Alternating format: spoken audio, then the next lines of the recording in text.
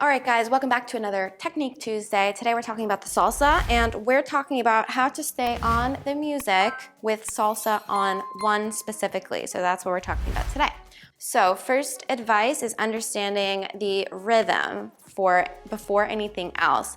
I'm gonna use the side basic to start because I find that this is sometimes even harder to do than the forward and back basic. So I'll face you. I'm gonna use my left foot to the side, so it's gonna mirror for the followers, but you can kind of do both sides either way, it's the same. So if we shift out, it's quick, quick, I come to center, slow. Again, quick, quick, slow. So the timing on the rocks is quick, quick, and then we have a slow in the center. So the biggest problem that I see with beginner students here is they go quick, quick, quick, quick, quick, quick, quick, right? So there's no melty slow in the center, and then we get off the timing. So it's very difficult. So we go quick, quick, slow, quick, quick, slow, quick, quick, slow, quick, quick, slow. So understanding that rhythm is very important. Now, of course, if you're kind of more connected to the music, you can talk about numbers. Again, we're doing salsa on one. So what that would look like is we go 1, 2, come together, 3, hold 4, 5, 6, 7, hold 8. While I'm holding, I am switching my feet there, but we just have an extra beat to do so. So we go 1, 2, 3, hold 4, 5, 6, 7, 8. 1, 2, 3, 5, 6, 7, okay? So understanding the numbers, if you do understand the values of the beats, can definitely help. Rhythm for most people is a little bit easier to start with, so the quick, quick slows. So that is the first part, okay? So really understanding that and being able to translate that into all your other steps, whether that be a forward and back basic as well. Obviously, you have many more steps after that, okay? So really understanding that.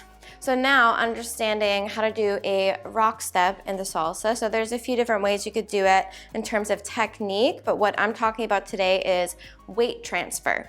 So a rock step is not a full transfer of weight onto each foot. So you see when I do a full transfer of weight, see how much my top body is moving, or the head? So my spine is moving fully over each foot, okay? So just to show you, I could lift up the opposite leg because I'm completely over it. So this is not what we want to do. A rock step is always going to be in between 2 feet. So in terms of percentages, there's a whole bunch of different, theories out there. That's not really so important. What's more important is that you are not fully transferring. So if you were to be partial weight on the forward foot when you're going back, and then you're placed forward. So here, you could say I'm 50-50, you could say I'm 60-40, some people might even say 70-30.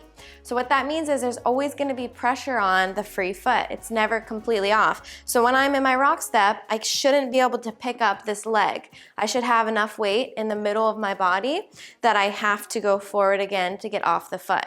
So when we do it, you see how much my spine moves there. So it does move a little bit. It does not move all the way. So there should be a nice difference in between those two. I'm in between 2 feet, I'm moving all the way, okay? So that is something you can practice. On the opposite end of that, what I also see is people not moving at all. So sometimes what I see is this, where we point and we point. So they start to tap, right? So you can see there's actually no transfer of weight because I'm just touching and coming back, touching and coming back. So there does need to be a transfer of weight, just not a dramatic transfer of weight, but there does have to be some. So understanding how to transfer your weight in a rock step and making sure that you're not just doing a tap and you're not doing a big full step. Another thing that can help if you're having trouble keeping on the quick is shortening the step. So we're not taking a really massive step here. We're going to be taking a small step because we're just coming back to the middle. Of course, we're talking about our basic steps, small steps. So you want to go no wider than your shoulders, but you can also try to stay underneath the hips if you want it to be even faster, because when the salsa music speeds up, it can get pretty fast. So hopefully those tips were helpful to you. Now we'll grab Chris and we're just gonna do a little salsa demo with the music so you can kind of see and get a feel for it.